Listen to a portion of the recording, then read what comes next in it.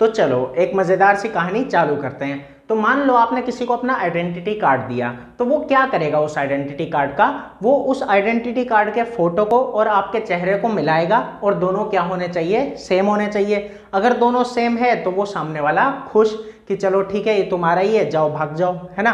तो अब देखो आगे, तो यहाँ मैथमेटिक्स में भी उसी तरीके से आइडेंटिटी आता है बिल्कुल, कि क्या बोला कि दोनों चीजें क्या होनी चाहिए, सेम, मतलब आपका फेस और वो फोटो दोनों क्या होनी चाहिए, सेम होनी चाहिए। तो वो क्या है, आइडेंटिटी, ठीक है।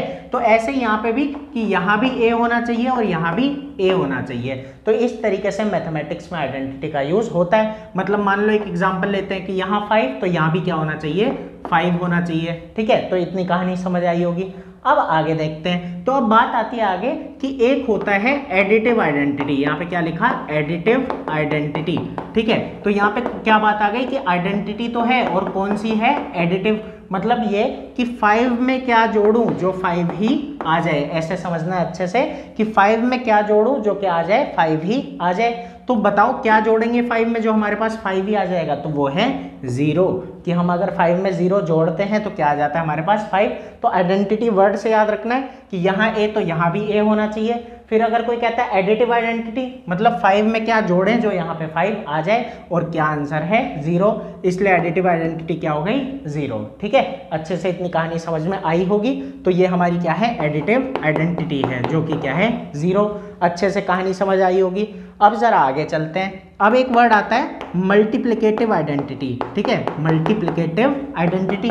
अब मल्टीप्लिकेटिव में क्या होगा, तो नाम से ही पता लग रहा है, ठीक है। क्या पता लग रहा है कि देखो एक तरफ ए होना चाहिए, दूसरी तरफ भी ए होना चाहिए। बस बात इतनी सी है कि ए में क्या मल्टीप्लाई करूं, ए में क्या मल्टीप्लाई करूं जो मेरे पास ए ही आ जाए। तो इसका भी एक सीधा सा आंसर है। क्या आंसर होगा, देखो जैसे 5 में क्या मल्टीप्लाई करूं जो 5 ही आ जाए, तो सीधी सी बात है 1, ठीक है। तो ऐसे ही ये भी है कि 5 में मल्टीप्लाई करेंगे 1 तो 5 आ जाएगा, इसलिए यहाँ पे क्या आएगा 1। तो ये 1 ही हमारी क्या है, मल्टीप्लिकेटिव आइडेंटिटी।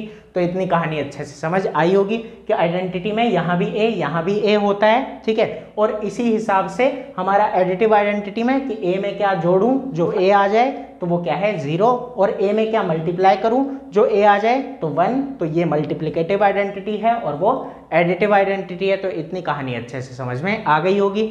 अब जरा आगे देखते हैं कि अब आगे जब हम चलेंगे ना तो 2 टर्म और आएंगे, ठीक है। एक क्या था, आइडेंटिटी था।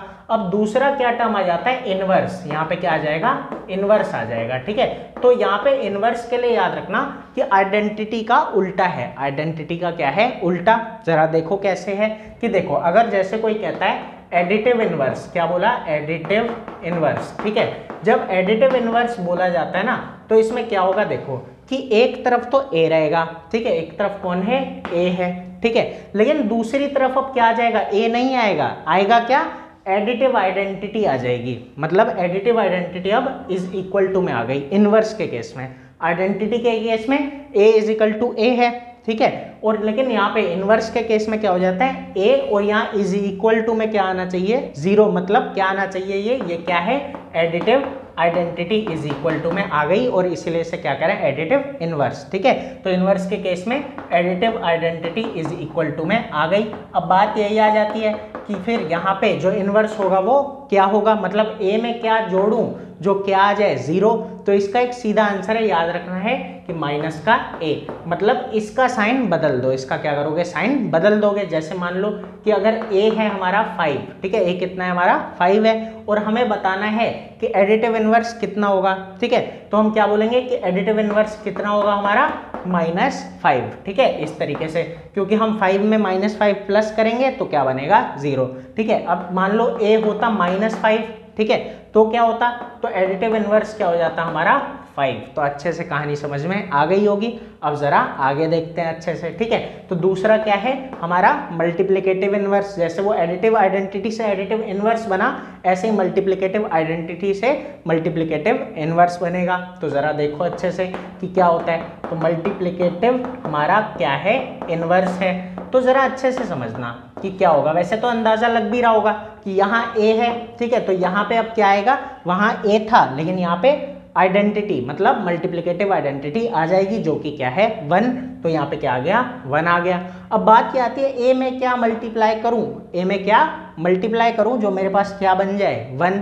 ठीक है, तो इसका एक सीधा आंसर याद रखना 1/a। ठीक है, क्या बोलते हैं 1/a, या फिर इसको हम क्या बोल सकते हैं a raise to the power -1, a raise to the power -1, ये भी इसको हम बोल सकते हैं। ठीक है, अब एक बात और आ जाती है कि इसी को रेसिप्रोकल भी बोला जाता है। ठीक है, कि उल्टा कर दो रेसिप्रोकल। ठीक है, तो इसके बारे में आपसे मैं अगली वीडियो में अच्छे से डिस्कस करूंगा कि रेसिप्रोकल किसको कहा जाता है एग्जैक्टली। ठीक है, बाकी इसी का दूसरा नाम है, ये याद रखना कि मल्टीप्लिकेटिव इनवर्स का ही दूसरा नाम क्या है हमारा रेसिप्रोकल है। ठीक है, इतना याद रखना। तो a में 1/a मल्टीप्लाई करोगे तो क्या बन जाता है 1। जैसे अब देखो यहाँ पे कि मैं कहूँगा 5 है मेरे पास। ठीक है, 5 में क्या मल्टीप्लाई करूँ जो मेरे पास 1 आ जाए, तो इसका सीधा आंसर है 1/5 कि इसको क्या रख दिया 1 के नीचे रख दिया और इसी वजह से यहाँ पे क्या आ जाएगा 1 आ जाएगा। ठीक है, मान लो कि पहले ये 1/5 था तो अब क्या आ जाएगा यहाँ 5 आ जाएगा 1। इस तरीके से मान लो यहाँ पे 2/3 होता। ठीक है, इधर लिख देता हूँ, कहाँ लिखूँ, चलो इधर लिख देता हूँ। ठीक है, अच्छे से देखना कि मान लो कि यहाँ पे लिखा 2/3। ठीक है, तो क्या हो जाएगा इसका 3/2, मतलब हमने क्या किया कि ऊपर वाले को नीचे, नीचे वाले को ऊपर कर दिया। ठीक है, और जब इसको करोगे तो ये क्या बन जाएगा पूरा 1 बन जाएगा। तो इतनी कहानी अच्छे से समझ आई होगी कि एडिटिव आइडेंटिटी क्या होती है, मल्टीप्लिकेटिव आइडेंटिटी क्या होती है, ऐसे ही एडिटिव इनवर्स क्या होता है और मल्टीप्लिकेटिव इनवर्स क्या होता है। तो इतने में मेरे हिसाब से आपको कोई दिक्कत नहीं आई होगी। अब बात यह है कि अगर कहीं पे भी छोटी सी भी दिक्कत है तो मुझे कमेंट करके बताओ, मैं कोशिश करूंगा और अच्छे से एक्सप्लेन कर पाऊँ। तो फिर मिलेंगे अगली वीडियो में जो इससे भी ज़्यादा मज़ेदार होगी। अभी के लिए इतना ही।